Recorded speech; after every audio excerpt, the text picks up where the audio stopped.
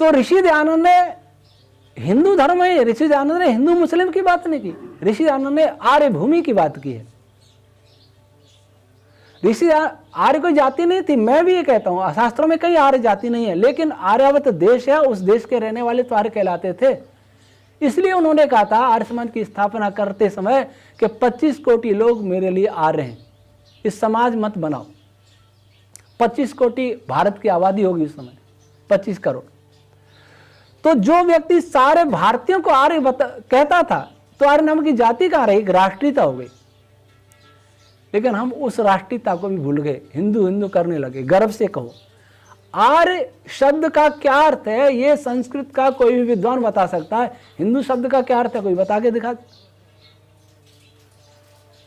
परंतु एक हमारे गांव में थे, आरएसएस के थे, लेक्चरर थे, जब मैं स्कूल में पढ़ता था, उनको मैं कहता था कि हिंदू शब्द आपने क्यों अच्छा लगता है। उन्होंने कहा आर्य कहें तो दक्षिण वाले अलग हो जाएंगे, वो अपने को द्रविड़ आर्यों से अलग मानते हैं।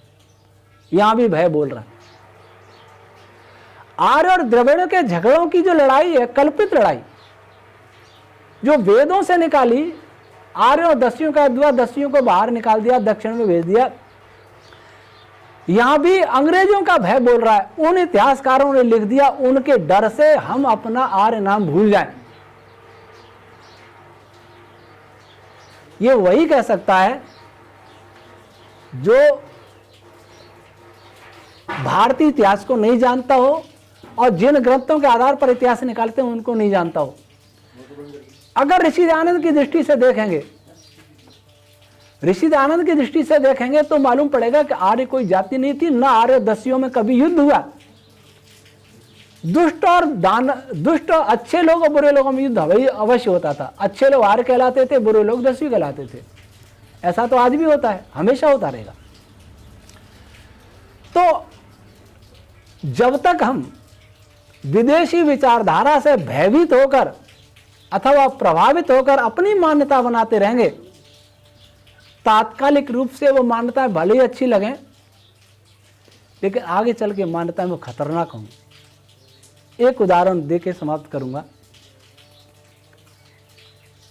हम असुरों को हमने बताया, राक्षसों को बताया, बड़े बड़े सींग, बड़े दांत, कितना क्रूप बताते हैं ना।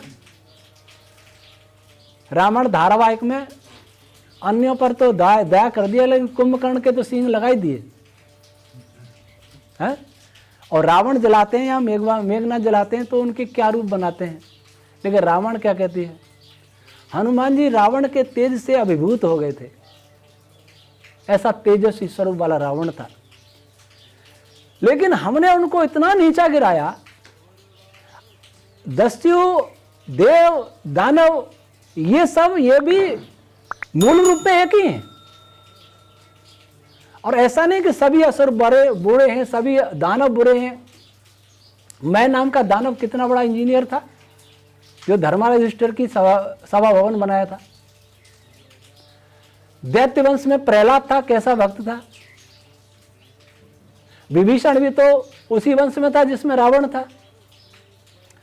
अच्छे बुरे समय हुए। देव, हाँ, देव वर्ग में ज्यादा अच्छे हुए, मनुष्य वर्ग में ज्यादा अच्छे हुए, लेकिन हैं तो सभी मनुष्य ही। और हमने ये भी कहानियां गढ़ी कि यहां से असुरों को भगा दिया, असुर निकाल दिए गए। ब्राह्मण ग्रंथों के हमने गलत अर्थ किए। आज वो यूरोप अमेरिका वाले लोग अपने को असुरों का वंशज मानते हैं और वे इस इतिहास को पढ़ते हैं और कहते हैं कि भारतीयों ने हमें भगाया, देवों ने, अब हम देवों को भगाएं। इसलिए भारत पर बार बार आक्रमण हुआ। उन्होंने भी ये कहानियां पढ़ी हैं जो आप यहां सुनाते हैं अपने झूठी कथाओं में। अब क्यों भारत में आक्रमण हो रहा है? बुद्ध से 100 साल बाद ही आक्रमण हुआ। पहला आक्रमण सिरोही महाराजा ने बताया कि 2400 साल पहले आक्रमण हुआ था, पहला आक्रमण। ये जनक सिंह जी इतिहास के बैठे हैं। तो क्यों भारत पर आक्रमण होते रहे और क्यों भारत को आज भी निशाना बनाया जा रहा है? क्यों भारतीयता को निशाना बनाया जा रहा है? और भारतीयता, जो भारतीयता पाश्चात्य से पीछे है उसको निशाना नहीं बनाएंगे, या उनको निशाना बनाएंगे तो छोटे छोटे लोग बनाएंगे।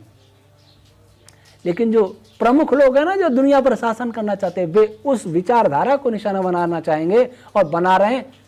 जो विचारधारा उनसे आगे की बात करती है या कर सकती है, वो वेद की विचारधारा है। वे इस बात को भूल गए हैं कि वेद से वो भी निकले हैं, वे भी वेद के मानने वालों की वो भी संतान है। वे इसलिए भूल गए क्योंकि हमने ही भुला दिया। हमारे पूर्वजों ने इतनी गप्पे मारी कि हमारे पूर्वजों ने वहां भगा दिया, ऐसा किया वैसा किया। अच्छा एक बात बताएं, आपके पड़ोसी को हम ये अपने घर में खड़े होकर जोर जोर से बोलें कि ये पड़ोसी है ना, इसके दादा को मेरे दादा ने मार के भगाया था, वो सुने। दादा गया, पिता गया, उसका पोते के मन में क्या भाव होगा कि मैं भी इस घर में रहता था, इस पड़ोस वाले घर में, इसके दादा ने मेरे दादा को मार के भगाया, अब मैं इस घर पे कब्जा करूंगा। होगा कि नहीं होगा? और ऐसा ही हुआ। ये मेरा अपना अनुमान है, मेरा अपना आकलन है। ऐसा ही हुआ और ऐसा ही आज हो रहा है। मुसलमान है वो भी वेद की आलोचना कर रहा है, ईसाई है वो भी वेद की आलोचना कर रहा है, वामपंथी है वो भी वेद की आलोचना कर रहा है, वाम सेवक है वो भी वेद की आलोचना कर रहा है, और पौराणिक है वो भी वेद की आलोचना कर रहा है। कोई कोई वेदों में 90% कूड़ा कचरा है। भगवत गीता पढ़ो, योग वासिष्ठ पढ़ो, और एक और कोई ग्रंथ ये पढ़ो। ये कहां से सीखा? भारत का कोई भी पौराणिक विद्वान ये नहीं कह सकता कि वेदों में कूड़ा कचरा है। जो विद्वान हो वास्तव में, भले यार समझ नहीं हो, वो कभी नहीं कहेगा। ये कहां से बोलने वाले आ गए? ये उसी विचारधारा से प्रेरित है। साजिश के तहत यहां गुरुडम चल रहा है। ये गुरु नए नए आ रहे हैं ना, जो गुरु अपने से आगे नहीं जाने देते। इसका अर्थ क्या है? वे भारत को नहीं जानने देना चाहते, वे अपने गुरु के अपने ही कूप मंडूक बनाए रखना चाहते हैं। क्योंकि जो भारत को जान जाएगा वो भारत को बचाने के लिए उठ खड़ा होगा। लेकिन क्या कोई गुरु भारत की बात करता है? और भारत की बात करता है तो उतना ही करता है जो अंग्रेजों के इतिहास और अंग्रेजों के विज्ञान से के अंदर उसी सीमा में रहेगा। कोई गुरु कभी क्या यह कहता है कि हमारे पास वो विद्या है जो उन सबसे आगे है, हम उनको नहीं दिशा दे सकते? कोई ऐसा कहता है? कि कोई नहीं कहता। हमारे गुरु केवल कथा किस्से कहानियों तक सीमित रखना चाहते हैं और अपने अपने चेलों से दक्षिणा लेकर के। और कुछ गुरु तो ऐसे जिनके पीछे कोई विदेशी साजिश है, जैसे मुरारी बापू के विषय में हमने अली मौला अली मौला अली मौला, ऐसे और भी हो गए।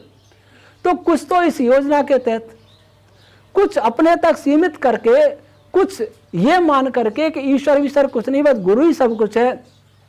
जब ईश्वर नहीं होगा तो वेद भी नहीं होगा, वेद भी नहीं होगा तो भारत का उत्थान कभी नहीं होगा। एक संघ के व्यक्ति ने मुझे कहा, मेरा बहुत निकट था, कि स्वामी दयानंद संकीर्ण वृत्ति के थे। मैंने कहा कैसे थे? कि वह जो वेद में है वो सही है, वेद विरुद्ध है वो गलत है। मैंने, तुम वेद पढ़े हो? तो मेरा ये निश्चित मत है, ये सभी भारतीय इस बात को सुन लें कि जब तक आप ये सोचे बैठे हैं कि वेद से हटकर हम भारत को बहुत ऊंचाई तक ले जाएंगे, तो ये सपना है। और ये सपना उन विदेशियों के षड्यंत्रों को ही साकार करेगा जो ये सपने देख रहे हैं कि हम सारी दुनिया पर शासन करें। दूसरे ग्रंथ को टारगेट क्यों नहीं करते? क्यों वेद पर करते हैं? क्यों वेद से डर है? क्यों ऋषि आनंद से डर है?